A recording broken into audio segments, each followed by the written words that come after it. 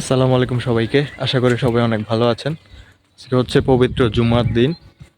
তো আমি এখন মসজিদে যাচ্ছি। অনেক দিন পর আজকে অনেক সুন্দর রোদ উঠেছে।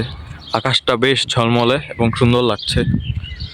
এই রাস্তাটা দিয়েই আমার মসজিদে যেতে প্রায় 4 থেকে 5 মিনিটের মতো সময় লাগে। চারিদিকে তাকালেই এমন নামি দামি গাড়ি দেখতে পাওয়া যায়, মার্সিডিজ, বিএমডাব্লিউ, ফারারি, এবং সাথে শুনতে পাওয়া যায় পাখির কিচিরমিচির শব্দ। এই গাছের শেপটা দেখতে অনেক সুন্দর লাগে আমার কাছে। জানি না এটা কি আল্লাহই এভাবে সৃষ্টি করেছেন নাকি মানুষ এটাকে কেটে এভাবে করেছেন। এবং সাথেই আছে বাচ্চাদের জন্য একটি খেলার মাঠ।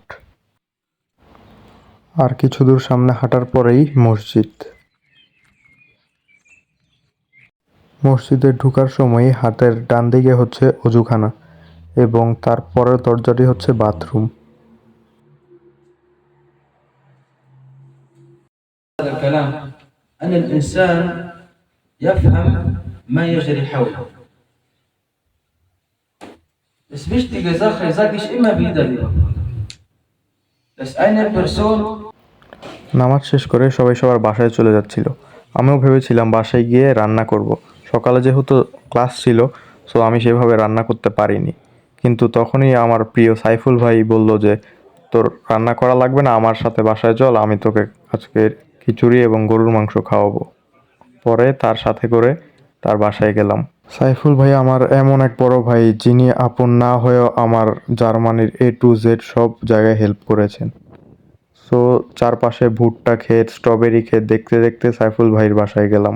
আবহাওয়াটাও ছিল বেশ চমৎকার, না বেশি গরম না বেশি ঠান্ডা।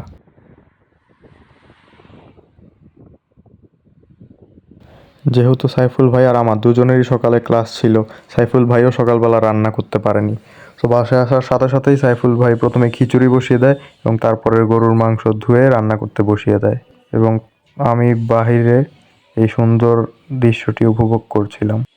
চারপাশ অনেক বড় জায়গা নিয়ে এই বাসাটি। সামনে আছে ঘোড়ার খামার এবং বাস্কেটবল খেলার জায়গা, এবং বাড়ির সামনে ঘাসের উপর ফুটবলও খেলার জায়গা ছিল।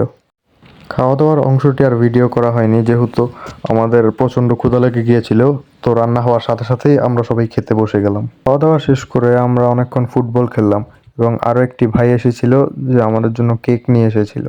তো কেক খাওয়ার পরে এবার বাড়ি ফেরার পালা। সাইফুল ভাই আমাকে এখানেও একা ছাড়েননি, আমাকে সাইকেল দিয়ে আমার বাসা পর্যন্ত এগিয়ে দিয়েছিল। জানি না সাইফুল ভাইয়ের এই ঋণ কীভাবে শোধ করব।